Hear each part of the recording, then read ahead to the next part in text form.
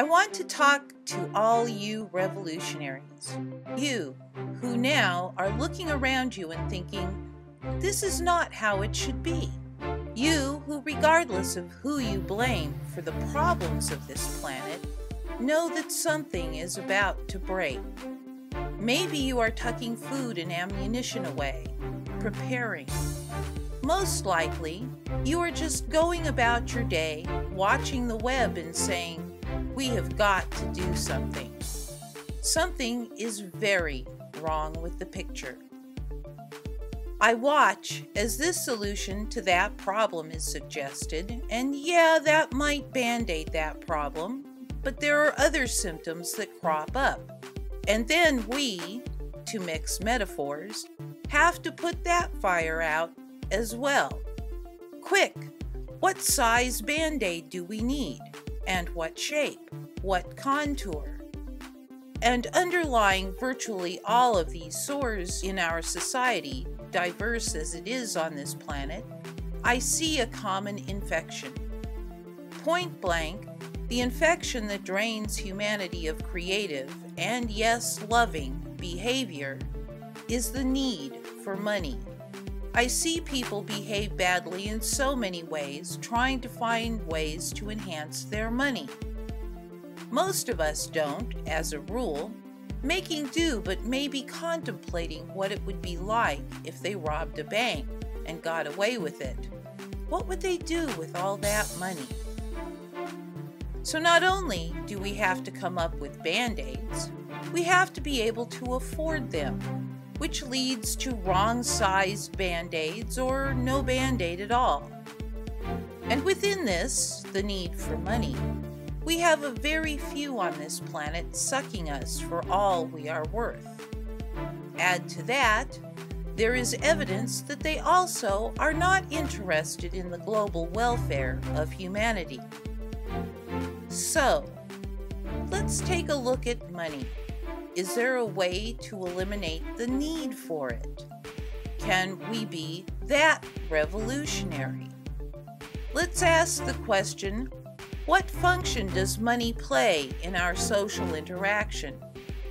Surely we measure success by the quantity one can accumulate of it. Its main function, however, is to allow us to conveniently move the product of human and external energy between us. Human energy is used in services, in labor, and in what I call documenting, dealing with the red tape, creating receipts, keeping books, accounting for this currency. External energy is, of course, all the other sources of energy: coal, gas, oil, wood, etc. This makes sense if you think of the first hunter, gatherer, fisher, farmer, miner, builder. In each case, human energy is put forth in a meaningful way, and the product represents that energy with the meaning, giving it its value. Everything they used was free. The bows, the baskets, the rods, the hoes, the rakes, the picks were created with free stuff through human energy meaningfully expended so as to collect the free goods with more meaningful energy expended. Because the product of meaningful energy expended was scarce compared to all one might want to accomplish, we placed value we did on what we produced. Out of this grew the exchange of the products, whether services or tangible. From this, we can see that 100% of the cost of anything is the cost of energy, whether human or external. When trade and barter became too cumbersome, tokens began being used, and more convenient tokens were devised as time went on. Shells, beads, coins, bills, checks, electronic funds, all tokens of this meaningful energy expended. Throughout the history we have on this planet, there has been the presumption that energy is scarce. This has affected the way in which our society has grown. For instance, When humans began to be used as the energy source along the assembly line, the work ethic sprouted up to keep us believing that a handful of tokens was our just due for doing our duty to the system, keeping it going. In fact, we have become slaves of this system. Until recently, the energy scarcity has been a yoke on humanity in the form of money. And the symptoms of wearing that yoke are many: poverty and privilege, oppression, wage/debt slavery, greed, a banking system that is out of control, and war profiteering. With accumulations of money comes power. In fact, power over others is merely another form of money, leading us to the equation money equals power equals energy. Now, for the first time in our given history, we have access to the energy pool we swim in, the so-called dark energy, also called zero-point energy, radiant energy, Tesla, orgone, Reich, vacuum energy, plenum energy, and other such names. The methods of extracting this energy, however, have been hidden and suppressed.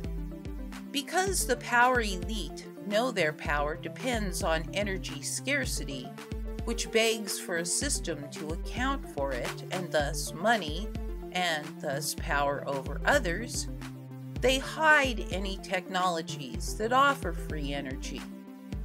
If we had free energy flowing, the cost of things would be vastly cheaper, as the cost of external energy is removed all down the production line. Another development we are just now seeing is the great advancement in robotics. We are at the point where all necessary work no one wants to do can be done by robot. If free energy took the bulk of the cost of things away, making robots affordable, and we build robots for all the necessary work no one wants to do, or not enough people, we can remove the cost of human energy, and this will make everything free. We humans will readily do things we want to do for merely the social currency it brings us: appreciation, thanks, lauds, fame, recognition, attention, and self-satisfaction. And so, rather than us dividing on the issues of what band-aid in what shape, size, and contour we should be placing on what societal sore, I call for a solidarity in doing all we can to strip the, quote, elite, unquote, of their power over others by working to release free energy extraction methods from secrecy and building robots where needed. Let's break out of the old scarcity paradigm, be truly revolutionary, and institute simple societal seeds for a healthy society to emerge from. Emergent governance through the web, solving problems rather than seeing who can make the most money from any given problem. 3 laws derived from the one: do no harm. Do not willfully hurt or kill another human being. Do not willfully take or damage another human being's property. Do not willfully defraud another human being. Open source programming of all public works. Organic solutions prized, non-organic solutions acceptable only when there seems to be no organic solution in existence. Institute the betterment ethic. Always work towards that which benefits both self and others, in place of the slave's work ethic. Free from money constraints, free from having to add our energy to a system so that we can survive, we can each develop our gifts, follow our bliss, with a mind to how our work, be it art, science, or other endeavors, creates betterment.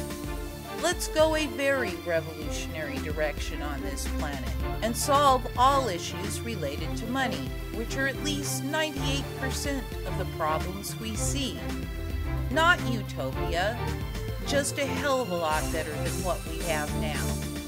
First step, spread awareness of this solution to the tipping point.